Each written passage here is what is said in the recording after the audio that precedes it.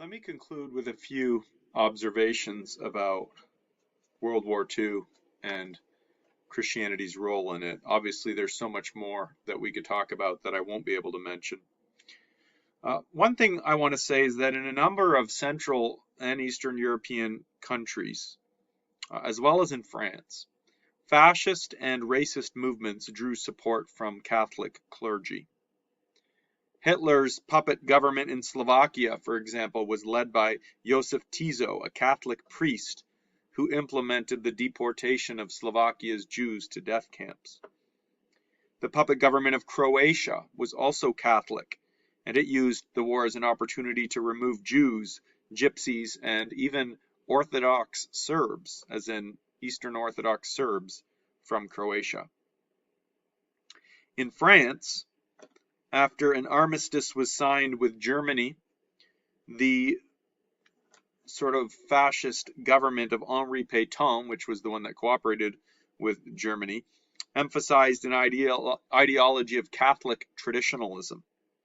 And Catholic clergy supported Pétain's regime despite its anti-Semitism and cooperation with the Nazis. And only gradually did they realize their mistake, and then late in the war, Catholics played a prominent role in the resistance against the Nazis in France.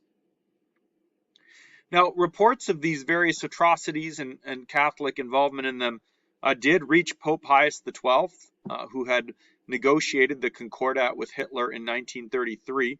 But the Pope remained silent throughout the war, again with that same motivation of the hope of protecting Catholics.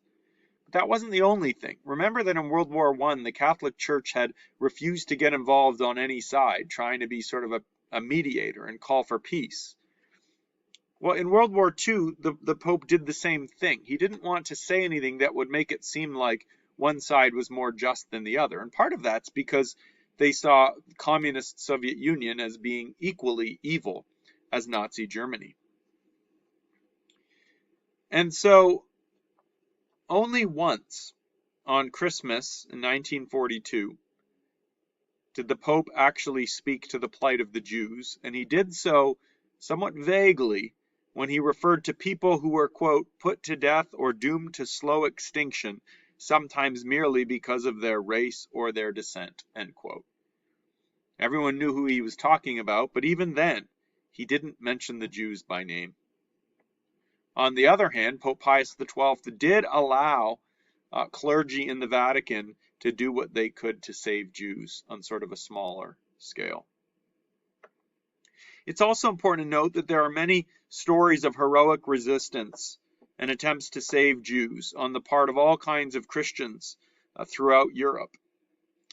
One example was the Greek Catholic Metropolitan of Galician Ukraine, who personally protested to Heinrich Himmler, the director of the Holocaust, and issued a pastoral letter to be read from every Greek Catholic pulpit condemning murder.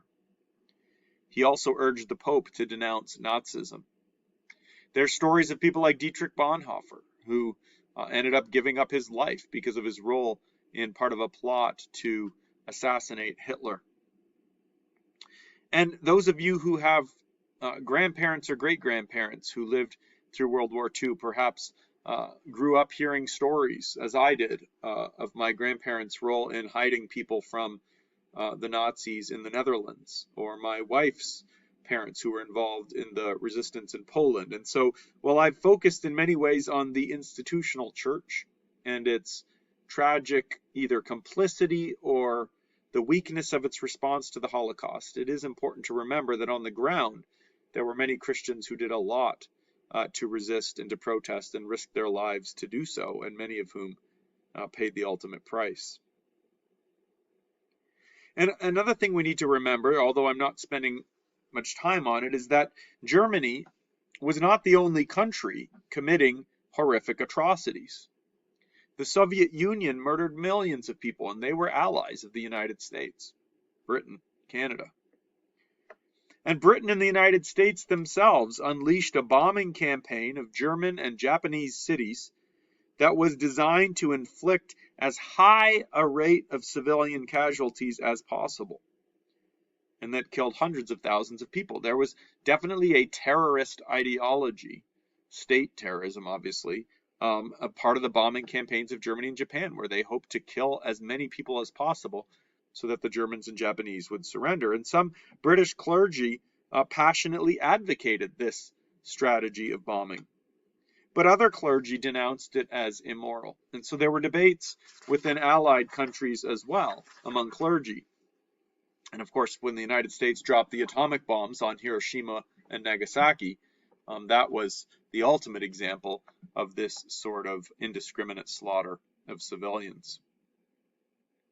Nor should we forget what I mentioned before, which is the prominent role that Christians played in Korea in resisting the brutal Japanese occupation. And this did much to raise Christianity in the eyes of Koreans and contributed significantly to the progress that Christianity has made in Korea since World War II. So there's plenty to think about when it comes to the ambiguous or ambivalent role of Christianity in World War II for good and for ill. And the question remains to be seen, how would Christians respond in the post-war era to the atrocities and the injustice? And what would it do in terms of loss of faith in the post-war era?